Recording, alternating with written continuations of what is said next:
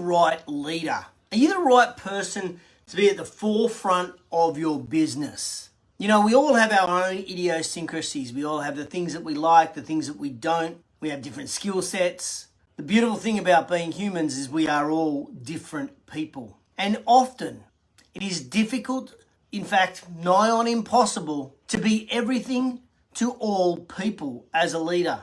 So what should we do? Well, I got kind of 3 ideas here today to share with you. Number 1 is I think you should know yourself. Number 2, remember yin and yang. And number 3, talk to your people. Talk to your customers, your staff, your stakeholders. Ladies and gentlemen, welcome to JTInTheRaw show 268. Right through the thin iron business, and after 32 years in business, I have just a few thins to chew. This show has been inspired by a couple of interactions I've had this week with different leaders of business and some of the challenges that they've faced as leaders, team not listening to them, team not doing as they asked, team not being as productive as they possibly could. I kind of talked to them about, well, let's analyze you first. Let's turn the mirror on yourself. That's the first step. Are you the right leader? Because it's difficult to be all things to all people. Are you the right leader for different scenarios? Some things to consider.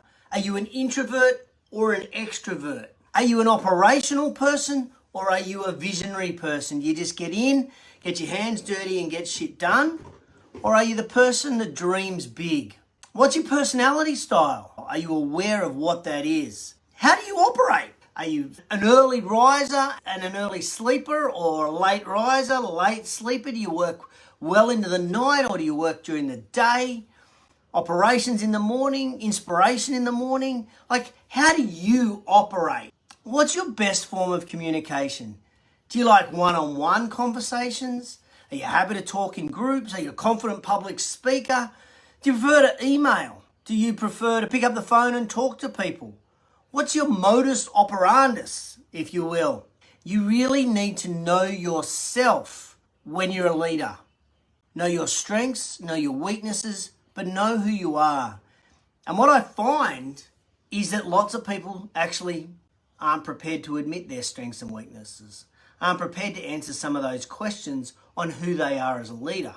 Now that becomes really important because point number 2 is yin and yang. If you think the yin and yang symbol fits perfectly, you see, when you know yourself, you might be the yin and then you can find the yang to work for you. I remember I had a couple of colleagues who owned a business. It was one of the few businesses where I've seen partnerships really, really work well, but they were so different, the people. One complemented the other. One's strengths complemented the weaknesses of the other.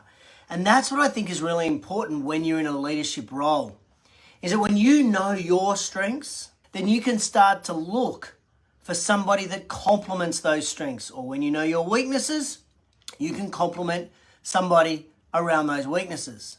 I'll give you an example. There was a CEO of an association called URSA in the fitness industry. And years ago, his name, John McCarthy. And John used to stand at the bottom of escalators and welcome every single delegate as they walked down the escalators into the main auditorium. That was his strength. Now, I'm pretty sure he had some weaknesses because the people that worked with him, well, they were very operational based. They got in and got stuff done. So I'm wondering if that was his weakness, operations. And he had a great team behind him. So when we're running a business, when we're running a team, we've got to think of yin and yang. If we're not a numbers person, then we need someone in our leadership team who is a numbers person. And finally, number 3 is we talk to our people, our stakeholders. We talk to our team. We talk to our customers maybe. We talk to our supply chain.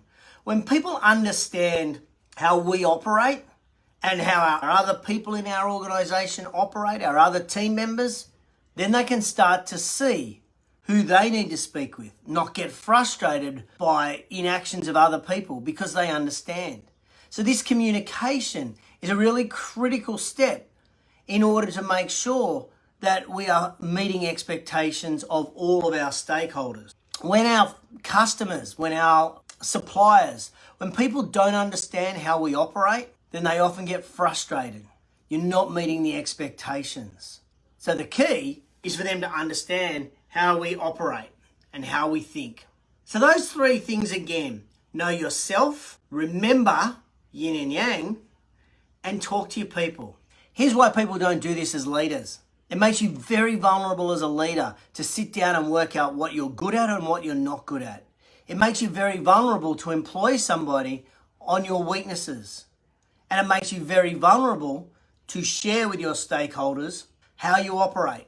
Now, vulnerability is not a bad thing. Vulnerability helps you build trust.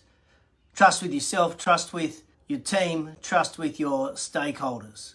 So it's not a bad thing to be vulnerable, but my golly gosh, it takes a lot of courage to be vulnerable. But that's what leaders have. Leaders have courage. Leaders have the courage to admit what they need, what's missing, and how we're going to meet the expectations of our stakeholders. A short and sharp JT in the Raw this week, but I'm hoping it's powerful for you. So if you know anyone that would get value out of perhaps understanding these 3 tips around leadership, please hit the share button or tag them in the comments below.